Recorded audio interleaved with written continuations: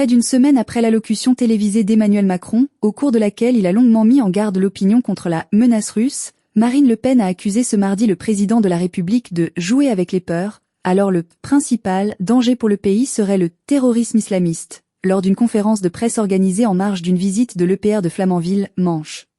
Un argumentaire qu'elle avait déjà développé vendredi dernier dans un long entretien au Figaro. Il n'y a pas un Français qui n'a pas compris que le chef de l'État, avec un ton très martial, explique quasiment qu'il faut transformer les usines de Kleenex en usines d'armement parce que la guerre est pour demain, a grincé la chef de file des troupes nationalistes à l'Assemblée, dénonçant la posture de son ancien adversaire des présidentielles de 2017 et 2022. Et la députée du Pas-de-Calais de trouver un peu regrettable de passer d'un extrême à l'autre en matière de diplomatie et de défense des intérêts de la nation, avant d'appeler l'exécutif à être constant dans ses positions vis-à-vis de son allié américain malgré les positions fluctuantes de Donald Trump en matière de politique étrangère. En parallèle des discussions qui se tiennent en Arabie Saoudite entre diplomates américains et ukrainiens pour parvenir à un accord avec Moscou et tenter de mettre fin à la guerre, Marine Le Pen a surtout déploré que les États-Unis et la Russie soient en train de préparer la paix sans que les pays européens ne soient à la table.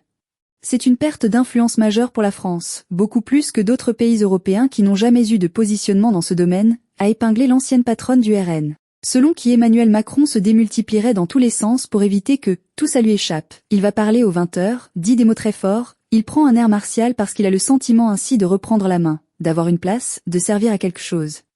Cette communication s'apparente, d'après la députée nationaliste, à de la télédiplomatie, une stratégie que le chef de l'État adore et partage avec Donald Trump. On fait de la diplomatie devant toutes les caméras, c'est redoutablement inefficace. La diplomatie doit être discrète voire secrète, a-t-elle encore persiflé en référence à l'altercation historique retransmise dans le monde entier entre le président américain et son homologue ukrainien, Volodymyr Zelensky, dans le bureau ovale.